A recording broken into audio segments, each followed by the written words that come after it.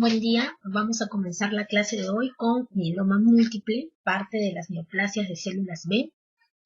También, como habíamos mencionado en la clase de linfomas, las células B nacen de la médula ósea, no tiene un progenitor a nivel de la célula médula ósea, va a sangre periférica, termina su maduración en ganglio linfático, y luego sale del ganglio linfático como célula B madura y puede transformarse en célula plasmática, ¿no? ¿Cuál es la función de la célula plasmática primordial? Formar inmunoglobulinas, que es muy importante para la inmunidad humoral.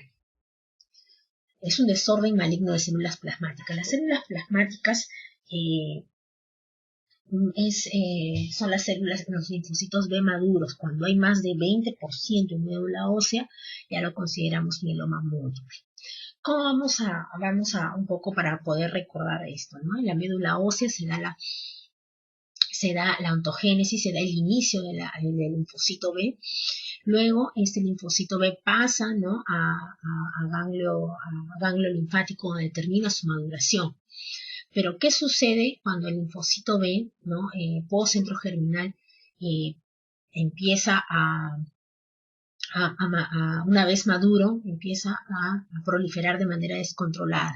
Llega a médula ósea esa célula plasmática a médula ósea y empieza a proliferar en médula ósea, que lo normal es que en médula ósea no haya células plasmáticas, ¿no? Entonces, esta empieza a proliferar y empieza a lanzar ciertas citoquinas que hace que haya una alteración a nivel de los osteoblastos, disminuyendo su función, y aumenta la función de los osteoclastos, ¿no?, de manera positiva. Aumenta la función de los osteoclastos. Entonces hay un desbalance de esta célula plasmática anómala, de esta célula plasmática aberrante. Hay una alteración ya cuando va a infiltrar a médula ósea, creando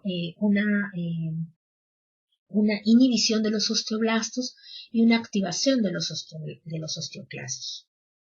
Ya les había mencionado, ¿no?, la stem cell. Al final el linfocito B es quien da origen a la célula plasmática, quien va a producir los anticuerpos. ¿Qué anticuerpos es el que produce? La inmunoglobulina, formada por una cadena pesada y formada por dos cadenas ligeras. Entonces, el mieloma múltiple es un desorden de las células plasmáticas de tipo B. Estas células plasmáticas, que son linfocitos tipo B, una vez aberrantes, van a ir a médula ósea a proliferar, alterando, ¿no?, la homeostasis del osteoblasto y de los osteoclastos.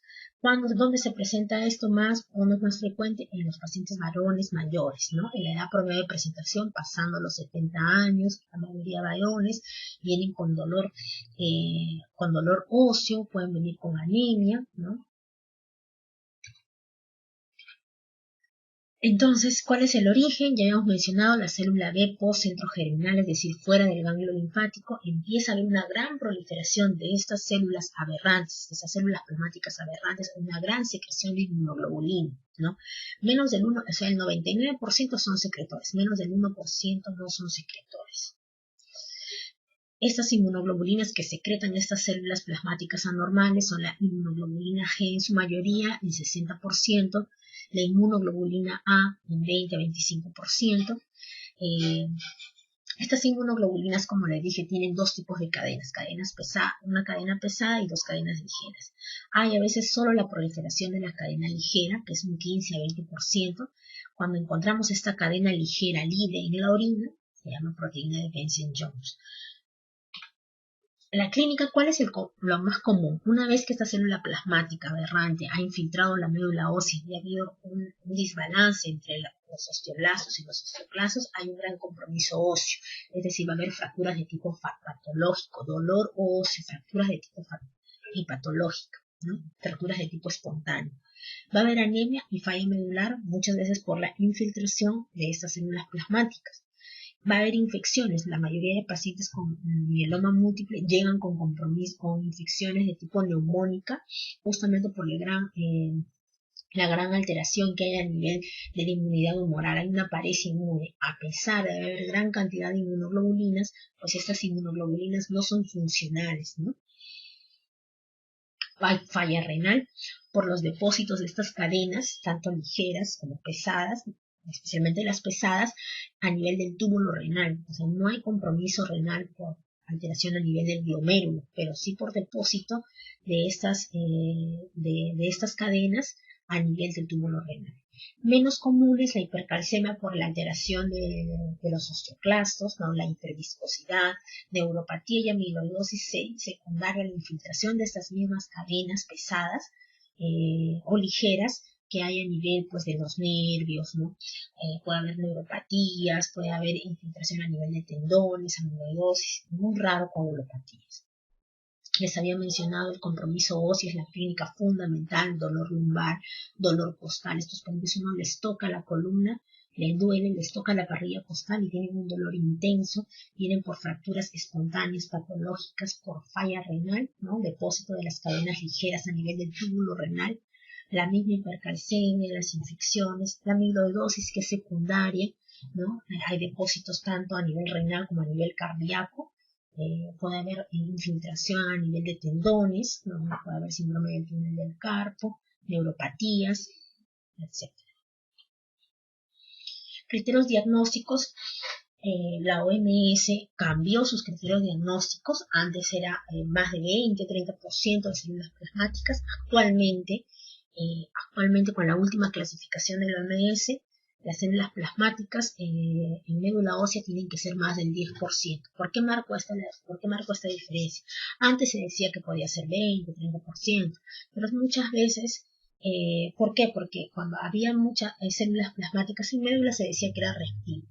Pero ahora sí se ha vuelto mucho más estricto, ¿no? El diagnóstico. Son células plasmáticas clonales, más del 10% en médula ósea. ¿No? Con eso se hace el diagnóstico.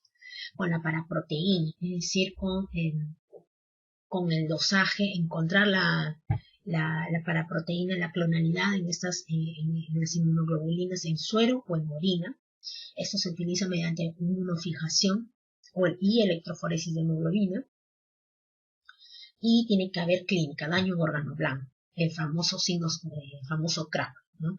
Hipercalcemia, daño renal, anemia y lesión ósea, viene en inglés. Puede haber otros, hiperviscosidad, amiloidosis, infecciones bacterianas, etc. El CRAP, lo que se conoce, hipercalcemia, falla renal, anemia y lesiones óseas. Una vez que nosotros hacemos el diagnóstico de nuestro paciente varón, mayor de 70 años, compromiso óseo, fracturas patológicas con anemia, le hacemos el aspirado de médula ósea, vemos más de 10% de células plasmáticas en médula ósea, le evidenciamos la paraproteína, la monoclonalidad de la paraproteína, lo hacemos por inmunofijación. Si tenemos esto, realmente no muchos centros lo tienen, la inmunofijación, tanto sérica como en orina. Podemos hacer también electroforesis de proteínas séricas y en orina, o también estamos utilizando citometría de flujo, ¿no? Para ver la clonalidad de las células plasmáticas, ¿no? Y con eso tenemos el diagnóstico de mieloma múltiple, ¿no? Los exámenes de laboratorio que nosotros siempre tenemos que pedir, ya había mencionado el hemograma, un BCG, por haber tanta proteína, pues la velocidad de sedimentación en esas proteínas aumenta el BCG, médula ósea, más del 10% de células plasmáticas y paraproteína en suero. Utilizamos la beta-2 microglobulina cuando es el índice pronóstico para estadificar al paciente, ¿no? Porque muchas veces en daño renal, pues esto puede alterarse. La proteína de Benson-Jones, que son las cadenas ligeras. Actualmente hay dosaje de cadenas ligeras en orina. Lesiones líticas en cráneo, como sabemos, las células plasmáticas eliminan ciertas anormales, eliminan ciertas citoquinas que estando ya en la médula ósea infiltradas, pues alteran y estimulan la actividad de los osteoclastos, generando gran actividad lítica no solo en cráneo, sino en parte del esqueleto axial, ¿no? Provocando esto las fracturas patológicas. Como exámenes complementarios siempre de imágenes, el survey óseo que tenemos que pedir. También, a pesar de que no haya compromiso neurológico, tenemos que pedir una resonancia magnética de columna porque podemos encontrar plasmocitomas o fracturas patológicas que el paciente pues no las puede no las evidencia clínicamente, aplastamientos vertebrales, como vemos acá, fracturas de vértebras, común en estos pacientes, siempre tenemos que evaluarlo. Estos es parte de la clasificación, ¿no? Del estadiaje, de los sistemas de estadiaje que han ido pasando, ¿no? Siempre han ido mejorando. Inicialmente con el sistema de estadificación de Fourier-Salmon se clasificaba, ¿no? En estadio 1, estadio 2 y estadio 3 al mieloma. Estadio 1, hemoglobina más de 10, niveles de calcio normal, radiografía de huesos, ¿no?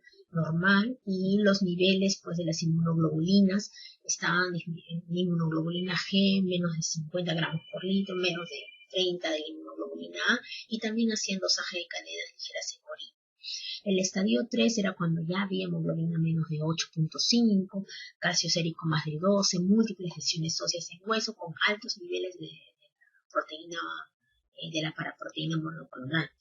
Y el estadio 2 es que no involucraba ni al 1 ni al 3. Esto fue los estadios clínicos iniciales que se dio. A medida que la enfermedad y la ciencia fue avanzando, pues fueron cambiando los sistemas o se fueron añadiendo otros sistemas que nos permiten controlar mejor al paciente, ¿no? El índice pronóstico internacional también nos clasifica de acuerdo al nivel de albúmina. Recuerden que estos pacientes pues tienen un exceso de paraproteína y esto es más por la paraproteína que por la misma albúmina. Entonces nos clasifica de acuerdo al nivel de microglobulina en estadio 1, 2 o 3 según el nivel de beta 2 microglobulina, menos de 3.5 estadio 1 y más de 5.5 estadio 3, todo lo que esté en el medio estadio 2. ¿Qué nos daba esto además? El porcentaje de supervivencia, la supervivencia global a los 5 años. Si estamos un paciente en estadio 1, teníamos 62% de supervivencia a los 5 años, estadio 2, 44% de supervivencia y estadio 3, 29% de supervivencia. Una vez entonces que han ido aumentando los índices pronósticos, que los sistemas de estadificación han ido mejorando, al paciente se le pudo catalogar mejor y saber qué tratamiento darle. El mieloma es una enfermedad que no es curable, es una enfermedad de tipo crónica, no curable, pero sí nos ayuda con el tratamiento, incluso con el trasplante, a mejorar o alargar la supervivencia global, ¿no? Como tratamiento, los pacientes que tienen, se da tratamiento como primera línea el trasplante autólogo de médula ósea en los pacientes que tienen, acá ha habido un error, menos de 65 años. Si tiene más de 65 años, no va a trasplante, va a quimioterapia. Entonces aquí vamos a corregir. Es menor de 65 años. Los pacientes que tienen menos de 65 años van a trasplante autólogo, pero como sabemos esta enfermedad por lo general da a pacientes de adultos mayores, entonces hay pocos pacientes que tienen menos de 65 años, la mayoría tiene más de 70 años. Cuando tienen más de 65 años pues van a quimioterapia. Como base de la quimioterapia tenemos 3, que esta es la quimioterapia que les da el 2008, terapia de primera línea. Que aquí en el Perú no se haga en todos los hospitales es lamentable, pero como primera línea tenemos a los corticoides, que está a la cabeza dexametasona, talidomida o lenalidomida si es que tuviéramos, y bortezomib. Eso es lo que se da como primera línea para los pacientes. Antes se utilizaba melfalán, ¿no? Si nosotros tuviéramos melfalán lo daríamos. Lo tenemos para dar a pacientes en lo que es la quimioterapia previa para el trasplante autólogo. Pero el tratamiento de primera línea en mieloma múltiple es siempre dexametasona, talidomida o lenalidomida y bortezomib, ¿no? También se da por ciclos de acuerdo a cómo va el paciente, de acuerdo a su estadiaje.